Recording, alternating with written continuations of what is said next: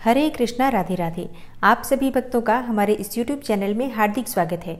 चैत्र मास की कृष्ण पक्ष की एकादशी को पाप मोचनी एकादशी कहा जाता है और जैसा कि नाम से ही पता चलता है, समस्त प्रकार के पाप कर्मों से मुक्ति मिल जाती है पाप मोचनी एकादशी का व्रत धारण करने से। इस व्रत को करने से तन और मन की शुद्धि होती है। साथ ही व्रत के दौरान गलत कार्यों को अगर न करने का संकल्प लिया जाए तो इससे जीवन के सभी दुख भी दूर हो जाते हैं। इस व्रत को धारण करने से मानसिक शांति भी मिलती है। तो इस एकादशी का व्रत अगर आप धारण करते हैं अत्यंत ही श्रेष्ठ है। लेकिन अगर आप किसी भी कारणवश व्रत नहीं कर पाते हैं तो भी आज के दिन अगर आप विधि विधान से भगवान श्री हरि विष्णु की पूजा आराधना करते हैं और व्रत की कथा का पाठ करते हैं या सुनते हैं, महात्म्य का श्रवण करते हैं, तो इतने मात्र से ही समस्त प्रकार के पाप आपके नष्ट हो जाते हैं और भगवान श्री हरि विष्णु की असीम कृपा आपको प्राप्त होती है। तो समस्त प्रकार के सुख भी आपको प्राप्त होते हैं।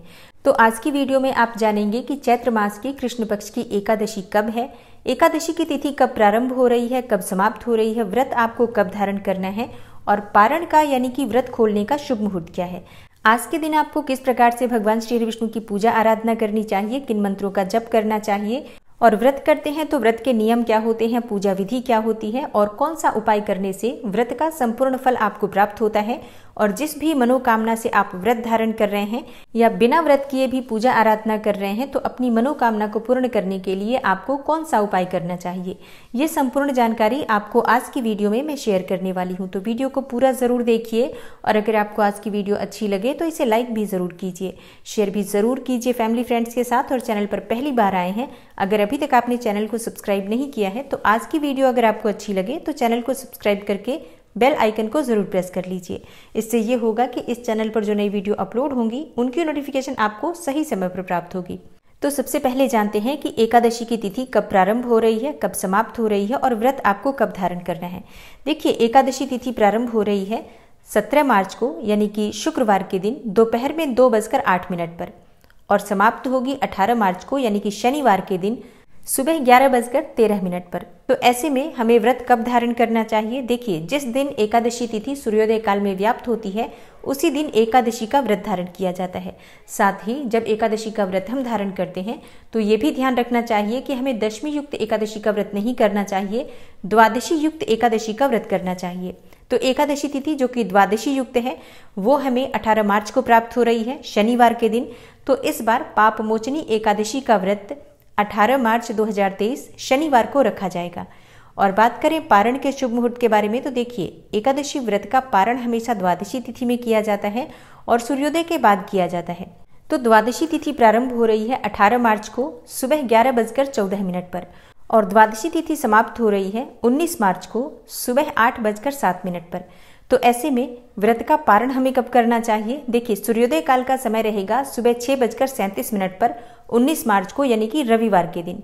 तो व्रत का पारण सूर्योदय के बाद ही किया जाएगा। तो 6:37 से सुबह 8:07 तक ये पारण करने का शुभ मुहूर्त है। अब देखिए, सुबह 8:07 के बाद आप पारण नहीं कर सकते हैं क्योंकि इसके बाद त्रयोदशी तिथि प्रारंभ हो जाएगी। तो रविवार को यानी कि 19 मार्च के दिन पारण करने के शुभ मुहूर्त का ध्यान अवश्य रखिए। सुबह 6:37 से सुबह 8:07 के बीच का जो समय है इसी शुभ मुहूर्त में आपको अपने व्रत का पारण करना है। क्योंकि एकादशी व्रत का पारण अगर हम शुभ मुहूर्त में नहीं करते हैं, व्रत अगर सही समय पर नहीं खोलते हैं तो हमारे किए गए व्रत का हमें संपूर्ण फल प्राप्त नहीं होता। इसलिए जब हम एकादशी का व्रत करते हैं तो शुभ मुहूर्त का ध्यान अवश्य रखना चाहिए।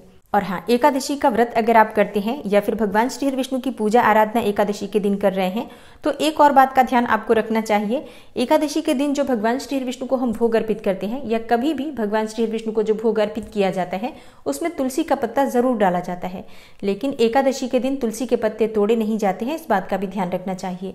इसलिए दशमी तिथि के दिन आप तुलसी के पत्ते तोड़कर रख लीजिए, फिर एकादशी के दिन उसी तुलसी के पत्ते का प्रयोग आप पूजा में कर सकते हैं। और हाँ, एक और बात का ध्यान आपको रखना है, एकादशी के दिन तुलसी में जल भी नहीं दिया जाता है। धार्मिक मान्यताओं के अनुसार एकादशी के दिन तुलसी माँ का निर्जला व्रत होता है, इसलिए इस दिन तुलसी को स्पर्श नहीं करना चाहिए, तुलसी में जल नहीं देना चाहिए। लेकिन शाम के समय दीपदान जरूर करना चाहिए क्योंकि एकादशी के दिन जिस प्रकार से हम भगवान श्री विष्णु की पूजा आराधना करते हैं उसी प्रकार से तुलसी की पूजा भी आवश्यक मानी जाती है क्योंकि तुलसी भगवान श्री विष्णु को अत्यंत प्रिय है। तो आप सुबह जल मत दीजिए लेकिन शाम को दीपदान जरूर कीजिए।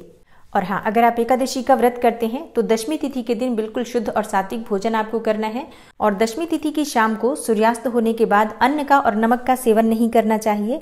मतलब एक दिन पहले से ही मानसिक संकल्प हो जाता है कि हमें अगले दिन एकादशी का व्रत करना है और एकादशी के दिन सुबह ब्रह्म मुहूर्त में उठकर और भगवान श्री विष्णु की विधि विधान से पूजा करके और हाथ में जल लेकर व्रत का संकल्प लेते हैं कि आज हम एकादशी का व्रत करेंगे।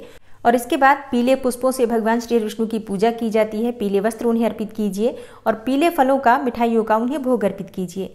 इसके बाद पूरे दिन व्रत धारण करके शाम के समय फिर से विधि विधान से भगवान श्री विष्णु की पूजा आराधना कीजिए।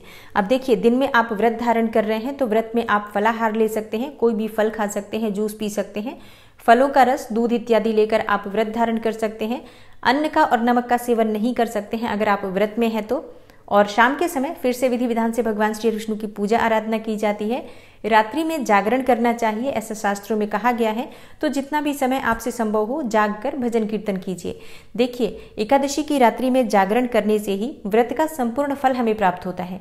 और किसी भी मनोकामना से हम व्रत धारण कर रहे हैं या पूजा कर रहे हैं तो एकादशी की रात्रि में जागरण करके भगवान श्री विष्णु का भजन कीर्तन करने से और भगवद गीता का पाठ करने से मन की समस्त कामनाएं पूर्ण हो जाती हैं, पितरों की आत्मा को शांति भी मिलती है। तो ये बहुत महत्वपूर्ण होता है। जितना समय भी आपसे संभव हो जागकर भजन कीर्तन जरूर कीजिए। और सुबह आप द्वादशी तिथि में अपने व्रत का पारण करते हैं तो सुबह भी जल्दी उठना है आपको, मतलब ब्रह्म मुहूर्त में ही उठिए आप। फिर उठकर स्नान इत्यादि कर लीजिए, भगवान सूर्यदेव को जल देकर, और उसके बाद अपने घर के मंदिर में भगवान श्री हरि विष्णु की विधि विधान से पूजा कर लीजिए। और इसके बाद जो भी आप शुद्ध और सात्विक भोजन बनाते हैं उसी शुद्ध और सात्विक भोजन को भगवान श्री हरि विष्णु को भोग अर्पित करके और शुभ मुहूर्त में आप अपने व्रत का पारण कर सकते हैं, व्रत खोल सकते हैं।